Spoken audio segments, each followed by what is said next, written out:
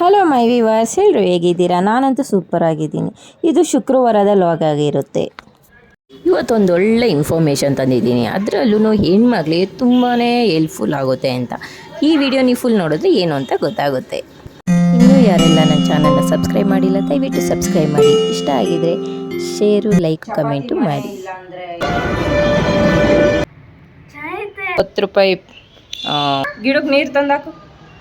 2 ಗಿಡಕ್ಕೂ ಬುಜ್ಜಿಗೆ ಹೇಳಿದ್ ನಾನು, ಬಾ ಒಣಗ್ಕೊಂಡು ಹೋಗ್ತೈತೆ ತೊಗೊಂಬಂದ. ಅದು ಹೋಯ್ತು ಬಿಡು, ಆ ಪ್ಲ್ಯಾಂಟಲ್ಲಿ ಏನಿಲ್ಲ, ಸುಮ್ಮನೆ ಇಟ್ಟವಳು ಅಷ್ಟೆ. ಮತ್ತು ಇದು 10 ರೂಪಾಯಿ ಸ್ಯಾನಿಟ್ರಿ ಪ್ಯಾಡು ತುಂಬಾ ಚೆನ್ನಾಗಿದೆ ಕ್ವಾಲಿಟಿ ವೈಸು. ನಾನು ಇದನ್ನೇ ಯೂಸ್ ಮಾಡ್ತಾ ಇರೋದು.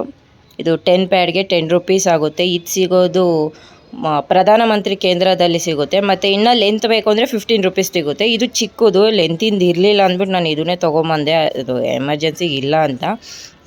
ತುಂಬಾ ಚೆನ್ನಾಗಿದೆ ಇದು. ಮಾಮೂಲಿ ನಾವು ಸ್ಟೇ ಫ್ರೀ ಮತ್ತು ವಿಸ್ಪರ್ ಯೂಸ್ ಮಾಡ್ತೀವಲ್ವ, ಅದು ನನಗೆ ಅಷ್ಟು ಕಂಫರ್ಟಬಲ್ ಅನಿಸಲ್ಲ. ಅದು ಈ ಬಿಸಿಲು ಟೈಮಲ್ಲಂತೂ ತುಂಬ ರ್ಯಾಷಸ್ ಅನಿಸುತ್ತೆ. ಬಟ್ ಇದು ಕಾಟನ್ ಇರೋದ್ರಿಂದ ಇದರಲ್ಲಿ ತುಂಬಾ ಕಂಫರ್ಟಬಲ್ ಆಗಿರುತ್ತೆ, ರ್ಯಾಷಸ್ ಆಗೋಲ್ಲ, ಇರಿಟೇಷನ್ ಆಗೋಲ್ಲ. ನಿಮ್ಮ ಸುತ್ತಮುತ್ತ ಪ್ರಧಾನಮಂತ್ರಿ ಕೇಂದ್ರ ಮೆಡಿಕಲ್ ಇದ್ದೇ ಇರುತ್ತೆ. ಈ ಪ್ಯಾಡ್ ಯೂಸ್ ಮಾಡಿ ಅಂತ ನಿಮಗೆ ಪ್ರಮೋಷನ್ ಮಾಡ್ತಾಯಿಲ್ಲ, ಜಸ್ಟ್ ಸಜೆಷನ್ ಕೊಡ್ತಾ ಇದ್ದೀನಿ. ಯಾಕೆಂದರೆ ತುಂಬಾ ಕಂಫರ್ಟಬಲ್ ಇರೋದ್ರಿಂದ ಅಷ್ಟೇ. ನೀವು ಯಾರೆಲ್ಲ ಇದನ್ನು ಯೂಸ್ ಮಾಡ್ತಾಯಿದ್ರೆ ದಯವಿಟ್ಟು ಕಮೆಂಟ್ ಬಾಕ್ಸಲ್ಲಿ ತಿಳಿಸಿ, ಯಾಕಂದರೆ ನಿಮ್ಮ ಅಭಿಪ್ರಾಯ ಕೂಡ ನನಗೆ ಬೇಕು. ಹಾಗೆ ಇನ್ನೂ ಯಾರೆಲ್ಲ ಯೂಸ್ ಮಾಡ್ತಾಯಿಲ್ಲ ಅದನ್ನು ಒಂದ್ಸಲ ಹೋಗಿ ಯೂಸ್ ಮಾಡಿ, ನಿಮ್ಮ ಕಂಫರ್ಟಬಲ್ ಇದೆಯಾ ಇಲ್ವಾ ಅಂತ ಒಂದ್ಸಲ ಕಾಮೆಂಟ್ ಬಾಕ್ಸಲ್ಲಿ ತಿಳಿಸಿ.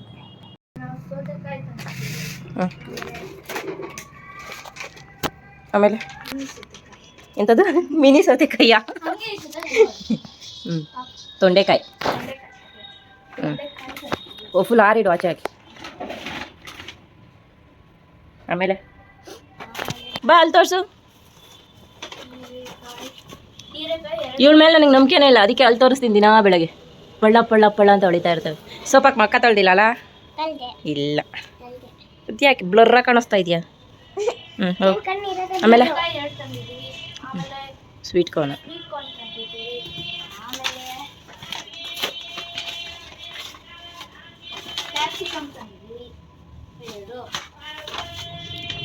ಟೊಮೊಟೊನೇ ಸಿಗಲಿಲ್ಲ ನೋಡೋಣ. ಇಲ್ಲಿ ಯಾರಾದರೂ ಬಂದರೆ ಟೊಮೊಟೊಗೆ ತೊಗೋಬೇಕು ನೀವು. ಬರ್ತಾ ಇರ್ತಾರೆ ಇನ್ನು. ಇಲ್ಲಿ ಬಂದರೆ ತೊಗೊಳ್ಳಿ, ಒಂದು ಅರ್ಧ kg ಸಾಕು.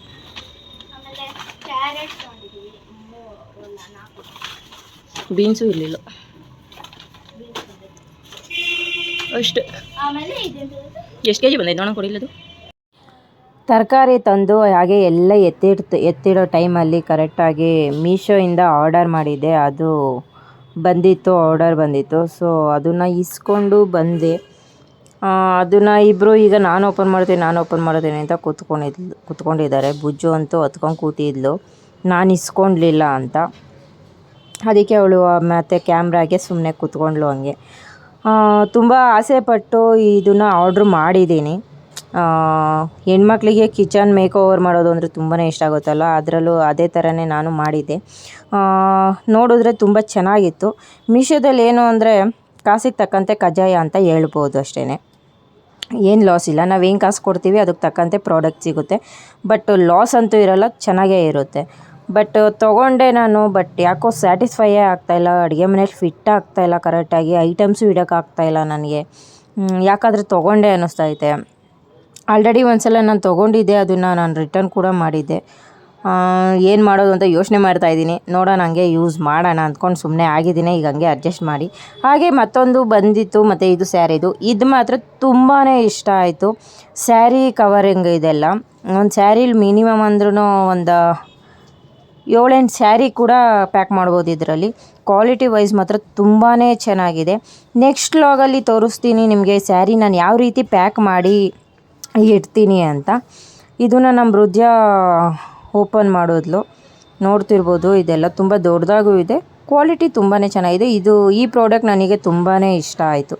ಇದೆಲ್ಲ ನೋಡಿ ಎತ್ತಿಟ್ಟು ನೆಕ್ಸ್ಟು ನಾನು ಬೆಳಗ್ಗೆ ಅಂಜೂರ ಜ್ಯೂಸ್ ಮಾಡಿದ್ದೆ. ರುದ್ದಿನ ಕೊಟ್ಟೆ ಹೆಂಗಿತ್ತು ನೋಡೋಣ ಅಂದ್ಬಿಟ್ಟು ತುಂಬಾ ಚೆನ್ನಾಗಿತ್ತು. ಹಂಗೆ ಮತ್ತು ನೂಡಲ್ಸ್ ಮಾಡಿ ತುಂಬ ದಿನ ಆಯಿತು. ರುದ್ಯ ತರಕಾರಿ ಕಟ್ ಮಾಡ್ತಾವಳೆ ನೂಡಲ್ಸ್ಗೆ. ನೆಕ್ಸ್ಟು ಟಿಫನು ಎಲ್ಲ ಆದಮೇಲೆ ಮಧ್ಯಾಹ್ನ ಊಟಕ್ಕೆ ಹೀರೆಕಾಯಿ ಸಾಂಬಾರು ಮಾಡ್ತಾಯಿದ್ದೀನಿ. ನಾನು ಹೀರೆಕಾಯಿ ಹುಳಿ ಸಾಂಬಾರು ಥರ ಮಾಡ್ತೀನಿ. ಟೊಮೊಟೊ ಮತ್ತು ಈರುಳ್ಳಿ, ಹೀರೆಕಾಯಿ ಮತ್ತು ಬೇಳೆ ಮತ್ತು ಸ್ವಲ್ಪ ಅರಿಶಿನ ಪೌಡ್ರು ಮತ್ತು ಉಪ್ಪು ಇಷ್ಟನ್ನು ಹಾಕ್ಬಿಟ್ಟು ನಾನು ಬೇಯಿಸ್ಕೊಂಡ್ಬಿಡ್ತೀನಿ. ಇದೆಲ್ಲ ಬೇಯಿಸ್ಕೊಂಡಾದ ನಂತರ ನಾನು ಟೊಮೊಟೊ ಮತ್ತು ಈರುಳ್ಳಿ ಮತ್ತು ಸ್ವಲ್ಪ ಬೇಳೆ ಮತ್ತು ಹೀರೆಕಾಯಿ ಅಷ್ಟನ್ನು ಮತ್ತೆ ರುಬ್ಕೊಂಡು ಅದ್ರ ಜೊತೆ ಮಸಾಲ ಪೌಡ್ರ್ ಇರುತ್ತೆ ನನ್ನದು ಸಾಂಬಾರು ಪೌಡ್ರು ಮತ್ತು ಕಾಯಿ ತುರಿ ಹಾಕಿ ರುಬ್ಕೊಂಡು ಒಗ್ಗರಣೆ ಹಾಕ್ತೀನಿ. ಇದು ನಾನು ಮಾಡೋ ಸಾಂಬಾರು. ಇದೆಲ್ಲ ಆಯಿತು. ಮಧ್ಯಾಹ್ನ ಊಟದೆಲ್ಲ ಮುಗೀತು.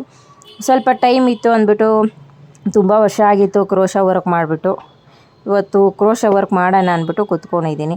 ಹಂಗೆ ಮಧ್ಯಾಹ್ನ ಸ್ವಲ್ಪ ಆಚೆ ಕರ್ಕೊಂಡೋಗಿ ಬಂದೆ ರುದ್ಯನ. ಇದು ಒಂದು 8ನೇ ಮೈಲಿ. ಈ ವಿಡಿಯೋ ಯಾರಿಗೆಲ್ಲ ಇಷ್ಟ ಆಯಿತು ದಯವಿಟ್ಟು ಸಬ್ಸ್ಕ್ರೈಬ್ ಮಾಡೋದನ್ನ ಮರಿಬೇಡಿ.